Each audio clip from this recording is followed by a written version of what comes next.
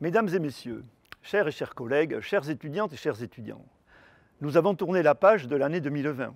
Une année qui avait pourtant bien commencé, mais qui a mal tourné avec un premier confinement. Je ne vous rappelle pas la suite, une université pratiquement déserte, en tout cas sans ses étudiants, et la nécessité d'improviser une organisation de crise sanitaire avec deux obsessions. Ne laisser personne en bord du chemin et que toutes et tous, personnel et étudiants, soient traités équitablement, quel que soit son service, sa composante, sa formation. Cette période nous aura donné, bien malgré nous, l'occasion de mettre en avant notre adaptabilité, notre créativité et de réaffirmer le sens du service public de notre communauté. Je profite de ces vœux pour remercier pour tout cela l'ensemble de notre communauté, les personnels enseignants, enseignants-chercheurs, ingénieurs, techniciens, administratifs, des bibliothèques, ainsi que les étudiantes et les étudiants qui ont toutes et tous tant donné pour surmonter cette crise. Sachez que nous sommes en relation constante avec notre ministre de tutelle et nos recteurs, le recteur délégué, la rectrice de région, nos partenaires de l'enseignement supérieur, établissements, CROUS, au niveau du site et du pays, ainsi qu'avec les collectivités territoriales, la métropole et la région, qui nous ont bien aidés, vous le savez. Pour l'instant, je peux vous dire que l'actualité n'est pas une reprise générale des cours et des TD en présentiel. Je le regrette sincèrement.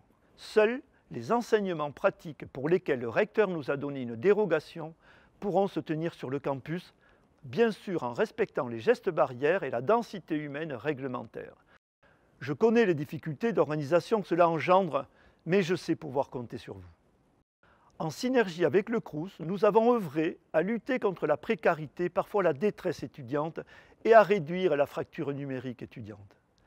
À présent, et afin de soutenir les étudiants de première année qui sont certainement parmi les plus fragiles, le ministère nous a notifié un financement qui va nous permettre de recruter très rapidement des étudiants tuteurs qui pourront les aider.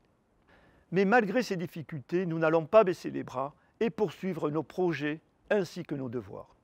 Nous avons lancé dès 2020 de gros chantiers pour notre université et nous comptons bien avec vous les faire avancer.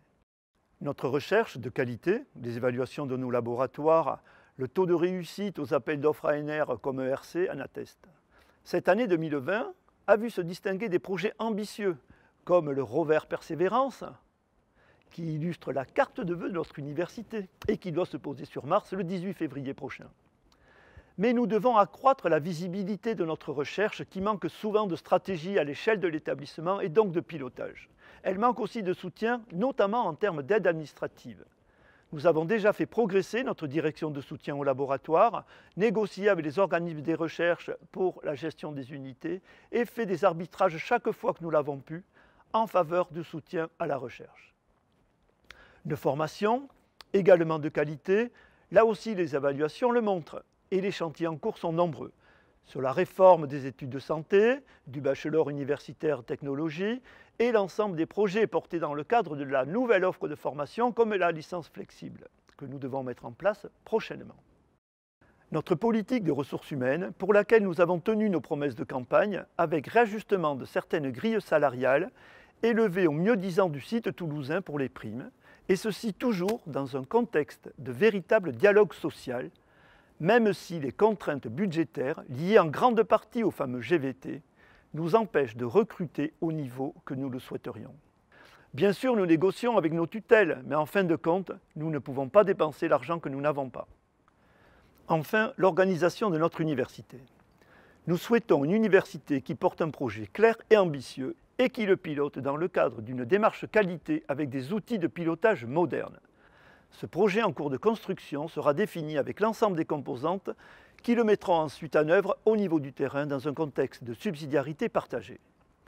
Je ne veux pas faire beaucoup plus long, mais sachez que, outre la livraison de la maison de la licence et du bâtiment du Centre de biologie intégrative, de grands projets sont en cours. La négociation du plan État-région pour créer un centre universitaire d'enseignement et de recherche en santé de rang international, le plan de relance énergétique, l'installation du catalyseur pour développer l'esprit entrepreneurial chez nos étudiants, la labellisation développement durable et responsabilité sociétale obtenue avec les chantiers qui lui sont associés pour rendre la vie du campus conviviale et motivante, bilan carbone, bilan émissions gaz à effet de serre, plan mobilité, plan handicap, etc. Bref, nous n'aurons pas trop des 12 mois de l'année 2021 pour accomplir collectivement les projets qui accroîtront le rayonnement de notre université, la qualité de vos formations, chères étudiantes et chers étudiants, la qualité de votre vie au travail, chers et chers collègues. Enfin, je vous souhaite à toutes et à tous une excellente année 2021. À très vite en direct.